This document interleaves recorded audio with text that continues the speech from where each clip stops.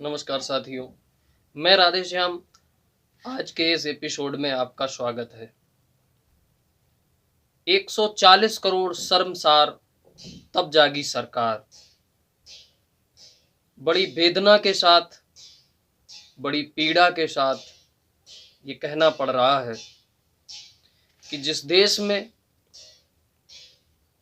इस तरह के वीडियो वायरल हो रहे हों, जिस देश में एक हिस्से में माँ बहनों बेटियों के साथ इस तरह की निर्ममता के साथ नोचा जा रहा हो, उनकी इज्जत को सरेआम दरिंदगी से रौंदा जा रहा हो, उस देश में संविधान, कानून, लोकतंत्र, पुलिस, प्रजातंत्र इन शब्दों के भी कोई मायने रखते हैं, लेकिन मुझे नहीं ऐसा प्रतीत होता है और किसी भी सभ्य समाज को ये स्वीकार्य नहीं होगा कि लोकतंत्रात्मक देश में इस तरह की भीभत्स घटना को अंजाम दिया जा सकता है और उसके बाद देश के जिम्मेदार, प्रदेश के जिम्मेदार और तमाम वो संस्थाएं जो भारत के नागरिकों को सुरक्षा, रक्षा का हवाला देती हों, उन्हें उनकी सुरक्षा का जिम्मेदार मानती हों। साथियों, ये घटना देश को झकझोर देने वाली है। उन बेटियों की पीड़ा सागर से गहरी है। उन बेटियों की चोट पहाड़ की चोटियों से ऊंची है। उन बेटियों की जो चीत्कारें हैं, उन्होंने देश के 140 करोड़ लोगों के कान के पर्दे हिला दिए। भाइयों बहनों, ये घटना 4 मई की है और जब मणिपुर में 3 मई को हिंसा भड़की, 4 मई को यह घटना हुई। इस घटना की जो एफआईआर कॉपी है वो क्या कहती है, उसके बारे में हम आज आपको बताएंगे। वो एफआईआर ये कहती है कि 4 मई को दरिंदों का एक झुंड उन बेटियों के गांव में गया और हैवानियत की पराकाष्ठा को पार करते हुए उस गांव में उन राक्षसों ने आग लगाई। उसके बाद वहां रह रहे लोगों के साथ मारपीट की, उनके घर के बुजुर्ग की हत्या की और उसके बाद उन बेटियों को पकड़ करके ले जाने लगे। तो एक महिला के भाई ने जब इस बात का विरोध किया तो उसके भाई की भी हत्या कर दी और उसके बाद उन दोनों महिलाओं को निर्वस्त्र करके सरेआम सड़क पर नग्न अवस्था में घुमाया, जंगलों में ले गए।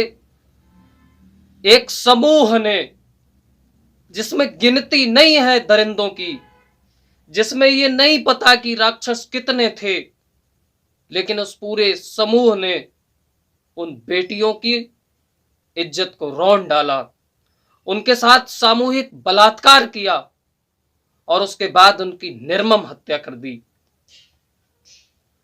4 मई की इस घटना को पुलिस ने शिकायत रजिस्टर में 18 मई को दर्ज किया, 14 दिन बाद। उसके बाद 49 दिन बाद 21 जून को इस घटना की एफआईआर लिखी गई। उसके बाद इतनी निर्मम घटना होने के बाद भी निर्लज्ज सरकार और जिंदा लाश बनी मणिपुर की पुलिस ने 77 दिन तक कोई गिरफ्तारी नहीं की। 77 दिन बाद जब वो वीडियो देश के सामने आया, देश के लोगों ने जब प्रतिक्रियाएं देनी शुरू की, पूरे देश के लोगों ने सरकार को जब कटघरे में खड़ा कर दिया, तो 77 दिन बाद एक गिरफ्तारी होती है, सिर्फ एक। अब सवाल यह है कि जो देश एक भूभाग में अपनी मां देखता हो, जो देश एक नदी में मां देखता हो, जो देश एक जानवर में मां देखता हो, जो देश नवरात्र में बेटियों को देवी मानकर पूजता हो, जिस देश में ये मान्यता हो कि जहां नारियों की पूजा होती है वहीं देवता बसते हों, ऐसे देश में ऐसी देश की नारियों के साथ कुछ दरिंदे हैवानियत की हदें पार करते हैं और उसके बावजूद देश की राजनीतिक सत्ता खामोश रहती है। क्या देश के सत्ता को मणिपुर में जो कुछ भी हो रहा था उसका कोई अंदाजा नहीं था, उसकी कोई खबर नहीं थी?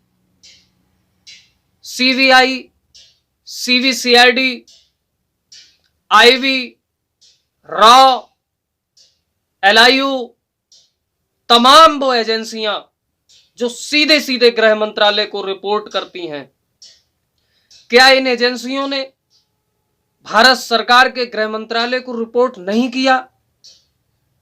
और अगर नहीं किया तो क्यों नहीं किया? केंद्र की सरकार ने इन एजेंसियों की ऐसी नजरअंदाजी पर अब तक कार्रवाई क्यों नहीं की? और अगर रिपोर्ट किया तो धृतराष्ट्र की तरह सत्ता अंधी क्यों बनी रही?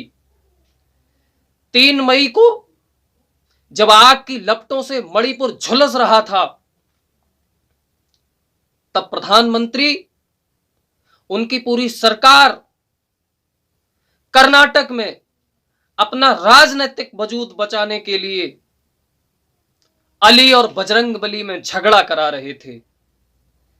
जब वहां कर्नाटक का चुनाव खत्म हुआ, मणिपुर की हिंसा चरम पे थी, हजारों लोग घरों से निकाले जा चुके थे, सैकड़ों की संख्या में लोग मारे जा चुके थे, सैकड़ों की संख्या में महिलाओं के साथ बलात्कार हो चुका था, तब भी इस देश के मुखिया, इस देश के नायक, इस देश के प्रधान सेवक, इस देश के चौकीदार जो खुद को 56 इंच के सीने वाला बताते हैं, इस देश की जनता के टैक्स के पैसे से लिए हुए 8,000 करोड़ के विमान में बैठकर अमेरिका और फ्रांस की सफर कर रहे थे, वहां मेहमानबाजी कर रहे थे,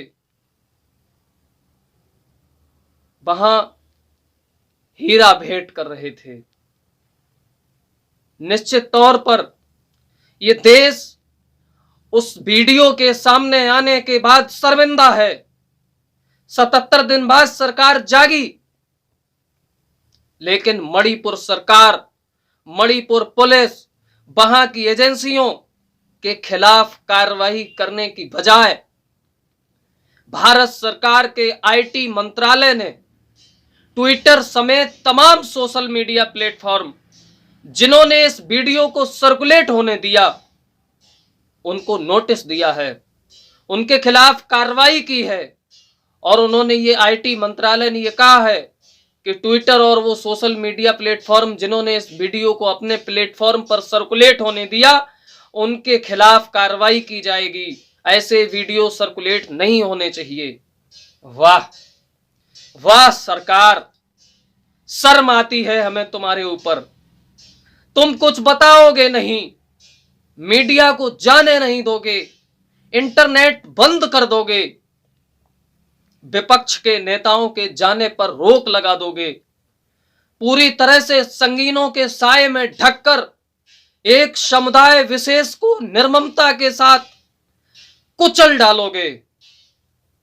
और उसके बाद अगर सोशल मीडिया प्लेटफॉर्म पर कोई वीडियो रिलीज हो जाता है तो सोशल मीडिया प्लेटफॉर्म को नोटिस थमा दोगे कि ये वीडियो तुम्हारे प्लेटफॉर्म पर चल कैसे गया। वाह, क्या यही लोकतंत्र है? यही वो भारत है जो 21वीं सदी में विश्व गुरु होने का दंभ भरता है? दरअसल उस वीडियो से सरकार को आपत्ति इसलिए है कि मणिपुर की सत्ता का मौन संरक्षण पाने वाले उन दरिंदों ने सिर्फ उन बेटियों को निर्वस्त्र नहीं किया है, इस देश की उस सरकार के दावे को भी निर्वस्त्र कर दिया है जो महिला सम्मान को लेकर दंभ भरता है, जो नारी सशक्तिकरण के नारे का दंभ भरता है। इस सरकार के उस झूठे और खोखले चेहरे को उन राक्षसों ने नंगा कर दिया जो ये कहता है कि भारत महिला सम्मान को लेकर कितना संवेदनशील है। ये घटना घटित होती रही और मणिपुर की भाजपा सरकार और केंद्र की सरकार धृतराष्ट्र और पितामह की तरह अंधी, बहरी और गूंगी बनी रही।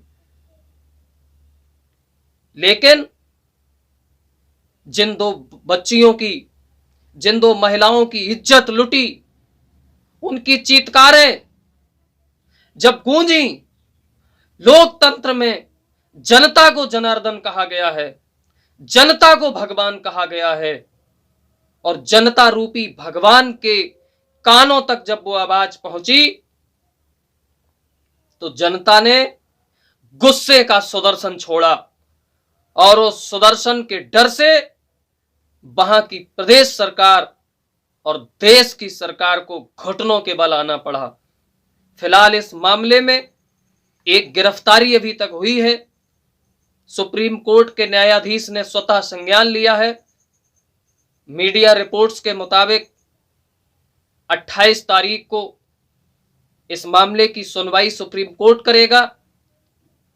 निश्चित तौर पर एक बड़े शायर की शायरी शेर है, ये कुर्सी है तुम्हारा जनाजा तो नहीं, कुछ कर नहीं सकते तो उतर क्यों नहीं जाते। मैं ऐसी राजनीतिक सत्ताओं से ये कहूंगा कि अगर आपसे कुर्सी संभलती नहीं है, अगर मणिपुर के मुख्यमंत्री वहां की कानून व्यवस्था को दुरुस्त नहीं रख पाते हैं तो उन्हें कुर्सी पर रहने का कोई हक नहीं है। केंद्र की सरकार तत्काल प्रभाव से मणिपुर में जो सरकार चल रही है, जो निर्लज्ज है, जो जिंदा लाश बन गई है, उस सरकार को बर्खास्त करे। वहां के मुख्यमंत्री और वहां की उन तमाम संवैधानिक संस्थाओं के वो जिम्मेदार लोग भी उतने ही इस जुर्म में दोषी हैं जितने वो दरिंदे हैं, क्योंकि उन्होंने उस दरिंदगी को छुपाया है।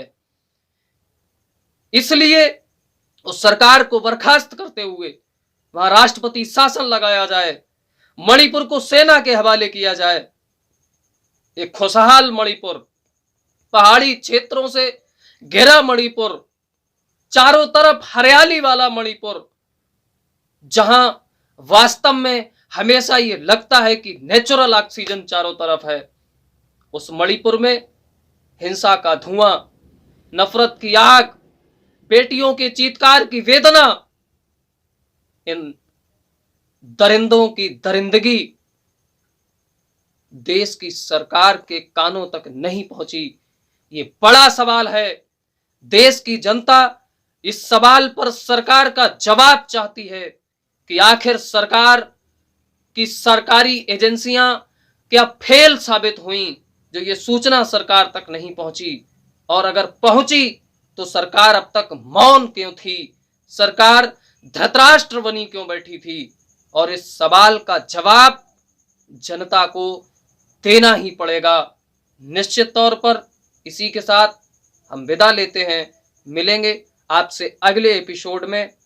हमारा निवेदन है कि हमारे चैनल को लाइक करिए, शेयर करिए, सब्सक्राइब करिए और बेल आइकन को जरूर दबाइए ताकि इस तरह का जो भी एपिसोड बने वो आप तक सबसे पहले पहुंचे। बहुत बहुत धन्यवाद, बहुत बहुत शुक्रिया, नमस्कार।